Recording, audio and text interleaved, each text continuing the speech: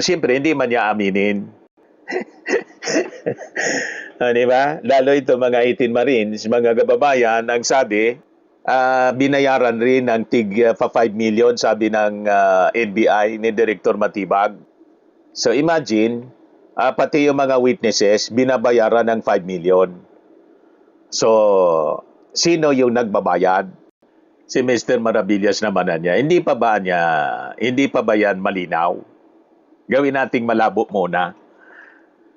Kunyari, hindi natin alam kung sino yung nasa likod.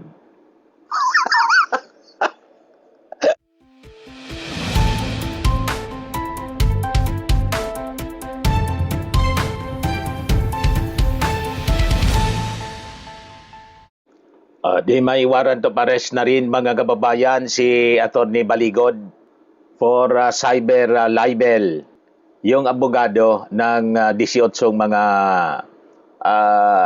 Malita Boys.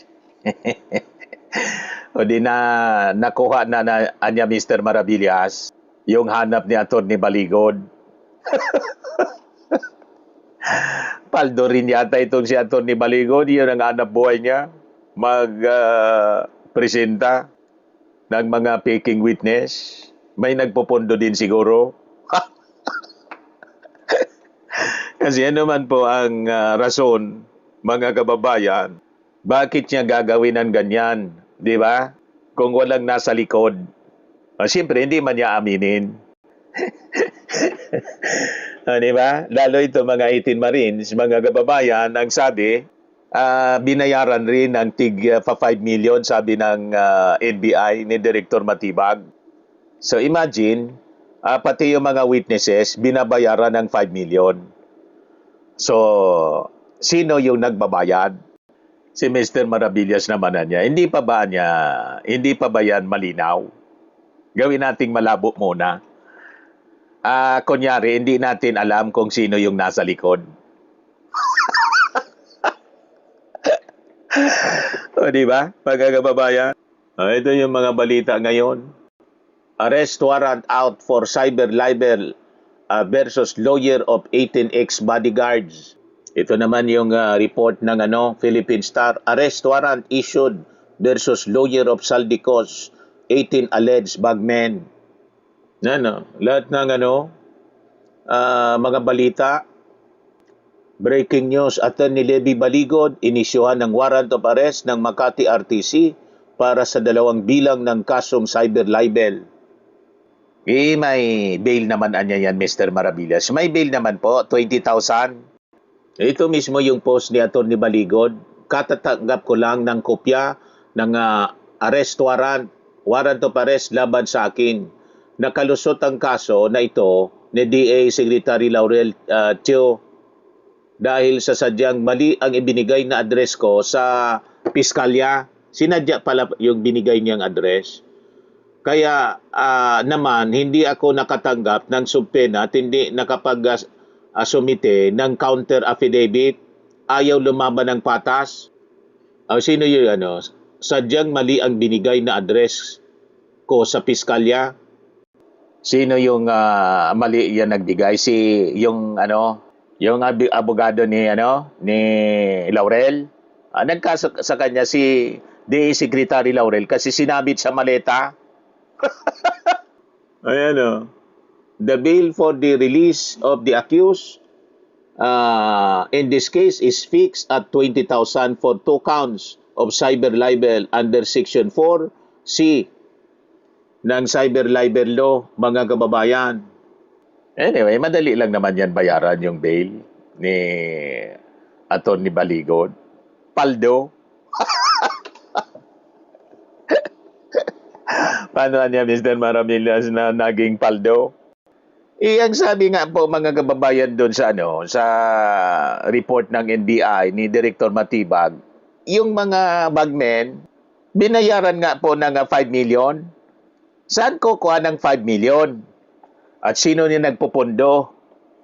Di ba? Iyon ang sabi ng National Bureau of Investigation. Bawat isa sa sinasabing mga bagmen para lang po mag-testify sa mga bogus investigation at magpa-press con. na mas marami pa yung sinasabi ni Attorney Baligod, siyempre yun ang iisipin natin. Di ba? Magpapagod si Attorney Baligod for what? Ngayon, magbabayad siya. Galing ba yan sa sa attorney's fee niya? Sino ang nagbabayad ng attorney's fee niya? Sa pag-execute nitong mga affidavits, sino nagbabayad sa kanya? Ng 18 Marines. Gratis lang ba? Pro bono? Inaubos na lang niya yung panahon niya sa ganyang gawain tapos peligroso pa? May maniwala na walang nagpupundo niyan?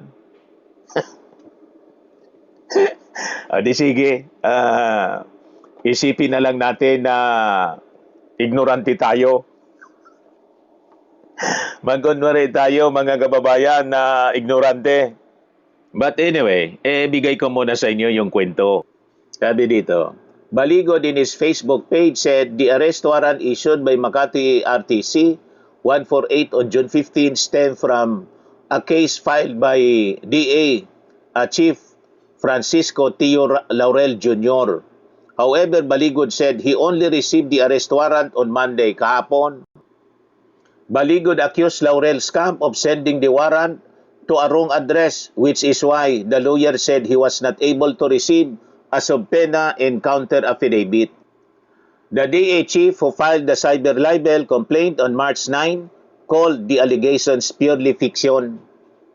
Malinaw naman po na puro tay-tay itong kwento ng 18 mga bagmen. Kaya nag-react mga kababayan si dating Magdalo Representative Gary Alejano. Yan yung post niya. Arrest warrant for the 18 bagmen. Isa pa lang na korte. Yan sa isang complaint pa lang yan. Multiple cases have been filed by several persons against the Baligod team all over the country. Paano na yan?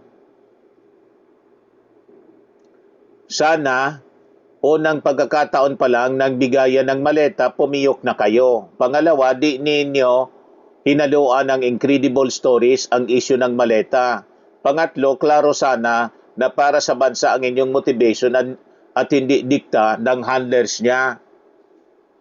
Di ba? Pati si dating Magdalo Representative Gary Alejano naniniwala na may handler, may nasa likod po ng 18 mga bagmen, pati ni Attorney Libito Baligod.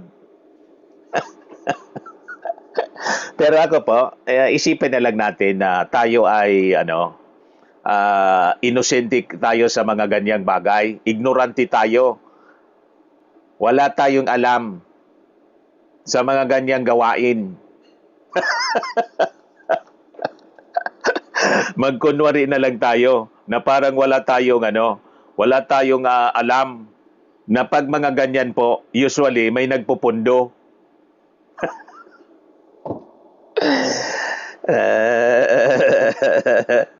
Left and right na kaso mga kababayan. Ang kakarapin nito, 3 counts pa lang yun, 2 counts yata yun, ng cyber libel.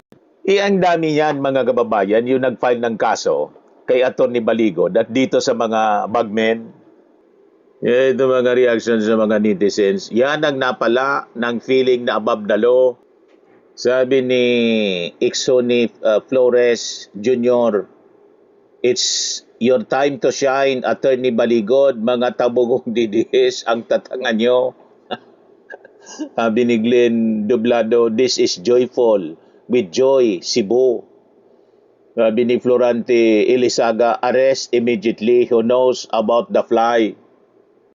Sabi ni Ken Artagami, Nick Brace na naman yan. Sabi ni Joben Calde, magandang balita yan. Ngayon patunayan mo sa korte na may ebidensya.